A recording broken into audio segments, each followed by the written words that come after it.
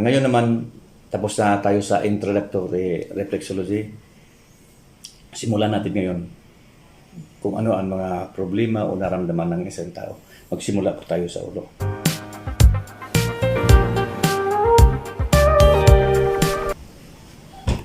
Dalawang klase po ng sakit ng ulo. Dalawang klase ng organ ang nagbibigay ng sakit ng ulo. Una po, yung galing sa atay.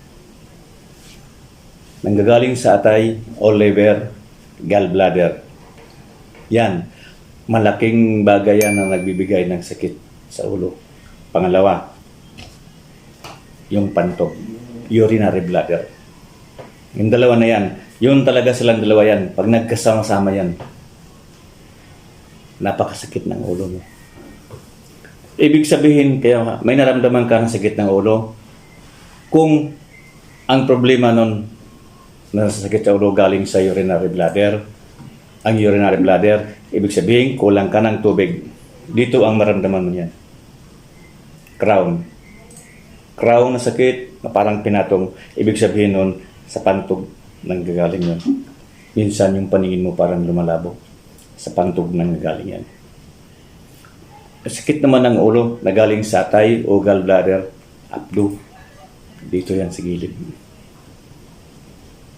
Pag dito yung naramdaman mo, yan, nanggagaling yan sa atay at sa abdo. Papaano ito? Maibsan. Hindi natin masabing pagagalingin ka, kundi maibsan, maaari kang gumaling. Dahil ang problema ng isang tao, kaya nagkaroon ng karamdaman dahil mahina yung daloy ng dugo. Pag maganda yung daloy o low ng dugo mo sa katawan, wala kang maramdaman, masigla ka, astig ka. Dahil maganda ang to. Katulad ng mga teenager, mga bata. Yan sila. Maganda ang daloy ng dugo, kaya wala silang naramdaman. Dahil patanda tayo, hihina yung daloy ng dugo. Ano ang unang gagawin? Ito po. Dito sa ulo. Pag may naramdaman ka sa ulo, sakit na ulo, migraine, sa ulo yan. Pag once na pagkaroon ka, lalong-lalong sa babae, ang migraine dito yan. May dysmenorrhea ka. Hindi normal yung menstruation mo. Yan.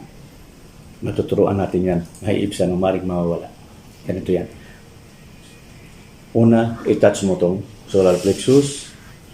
Kaliwa ka magsimula. I-touch mo to dahil ito nga ay ulo. Ito yan. Pag-touch mo na yan, kung saan yung masakit, 7 cervical yan. Ito. Pineal, 7 cervical. Ano ba ang 7 cervical? Yung pitong buto dito sa neck natin. Pag may naramdaman ka dito, ito lang. Hanapin mo kung saan yung masakit, doon mo i-concentrate.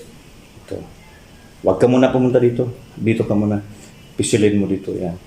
Minsan may sinus ka ito. Yung tip na to. Ako, ginagawa ko, giganagan ko lang. Kaya ito, hard object.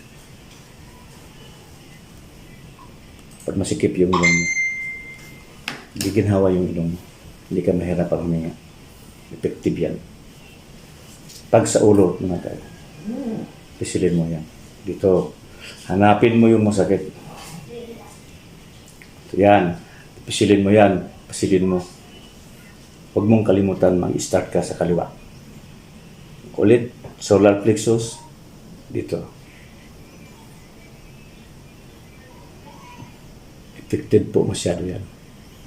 100% sa out of 10% na naramdaman mo, pinakasure ako sa iyo, 5 to 6 ang nawawala, natitira lang ng 4 na porsyento.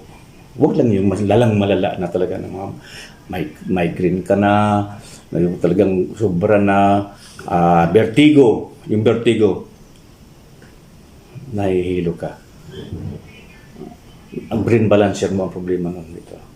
Yan. Isa-isahin ko yung pagtuturo sa inyo. Lahat-lahat ng naramdaman sa katawan, ituturo ko yan sa inyo. Upang may kaminos gastos kayo. Yung mga anak nyo, hindi nakakatulog. Tuturuan ko kayo paano patulogin yung asawa nyo na hindi nakakatulog. Tuturuan lahat. Isi-share ko sa inyo. Lastly, sa ulo, kumuha ka ng suklay. Yung suklay mo. Dahil ito, 1, 2, 3, 4, 5. 1, 2, 3, 4, 5. Kumuha ka ng suklay. 1, 20 times, idiin mo. Sa simula, masakit yan. Idiin mo. Padiin ng padiin. 20. 2. Padiin ng padiin. Masakit yan sa simula. Padiin ng padiin, nawawala yan. 3. Huwag naman yung nasusugatan. Yung natutuloy dito yung sakit. 4. Yan. 5. So, 100 na. Dito ulit. 1, 10, 20, 40, 20 times. 20 times, 20 times, 20 times. Pagkatapos nun, lahat ng organ points na sa kamay, narito rin yung sa tayo niya. Separate siya. Lahat po ng organ points nandito sa kamay at saka sa paa, narito rin sa tayo. Kaya pisil-pisilin mo lang. Yan. Lalo na pag naramdaman mo na high blood yung isang tao. Yan. Very effective po yan. So, sa sunod natin na topic, abangan ninyo, ituturo ko sa inyo kung paano i-first aid yung isang taong high blood. Ano ang gagawin doon? Ano ang pipisilin? Hanggang sa muli po.